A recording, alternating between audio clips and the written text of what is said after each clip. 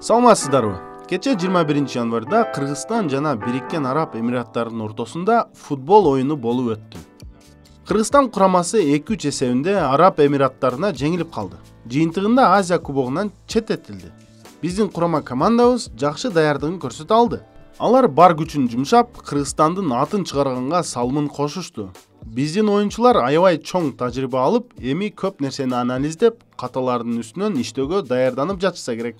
Азыр соц тармактарда дегеле футболду көргөндөрдүн баарында Кыргызстан курамасынын бул мелдештеги тагдырын бир калыс чечип койду деген ой айланып жүрөт.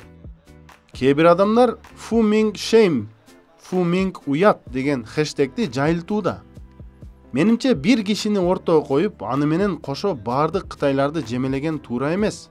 Менимче бул оюндун башкы рефериси өзүнүн ишин жакшы эле аткарды. Албетте адам деген жаңылышат. Бирок ошондой болсо да ар бир учурга токтолуп өтсөк. Биринчи учур.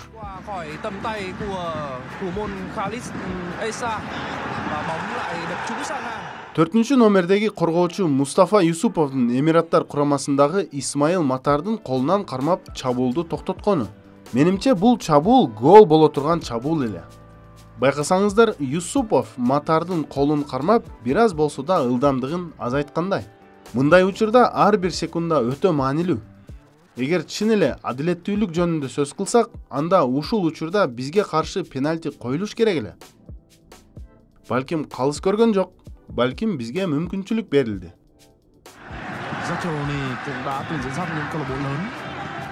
А бул болсо экинчи талаштуу учур. Кээ бир футбол күйөрмандар ушул жерде пенальти берүү керек экенин айтышууда. Бул жерде пенальти берилиши же берилбеши талаштуу. Себеби оюнчу жыгылып бара жаткан, ал колу менен жерге таяныш керек эле. Чын эле ал топту колу менен тостубу же жыгылып бара жатып тайып кеттиби билип болбойт. Бирок бир нерсе айтса болот. Эгер коргоочу колу менен тоскон болсо, анда Фумин Эмираттар курамасына да бир шанс ыйгарды десек болот. Ошентип эки командага тең бирден шанс берилди деп ойлойм. Эми бул учурга токтололу. Эсеп 2-2, негизги убакыт аяктап, кошумча берилген 30 мүнөттүк убакыттын алкагында оюн жүрүп жатат. Кыргыз курамасынын дарбазасына жакын жерде эреже бузуу орун алды деген айып менен калыс пенальти койду. Футболду көргөндөрдүн баары дал ушул пенальтини башкы калыс туура эмес койду деп жатышат. Биз азыр талашып тартышкан менен баары бир пенальти коюлду. Эми мунун себебин талдап көрөлүк. Бул жерде биздин коргоочу Эмираттардын оюнчусун кармап жатканын көрүүгө болот. Аны сезген футболист албетте мындай учурду колдон чыгарбайт. Дегеле футболдо кандай гана жол менен болбосун, упай топтоо бул негизги максат. Жада калса эң белгилүү, эң бай клубтар да мына ушундай симуляция жолу менен болсо да пенальти иштеп табышат. Муну биз биринчи жолу көрүп жаткан жокпуз. Бул команданын стратегиясы. Ал иштеди.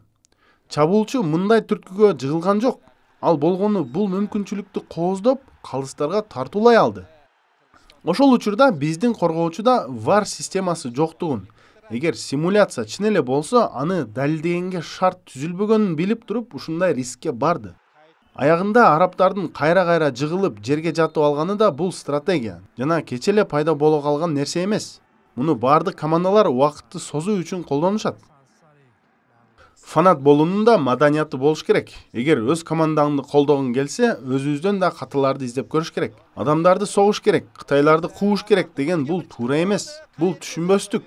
Бул конструктивдүү маек жүргүзүү эмес. Аягында курамабызга, өлкөбүзгө зыянын тийгизе турган көрүнүш. Оюн аябай кызыктуу болду. Акшумкарлар кыргызстандыктарга кооз оюну менен эң сонун белек тартуулашты. Эки курама тең бирдей эле ойноду.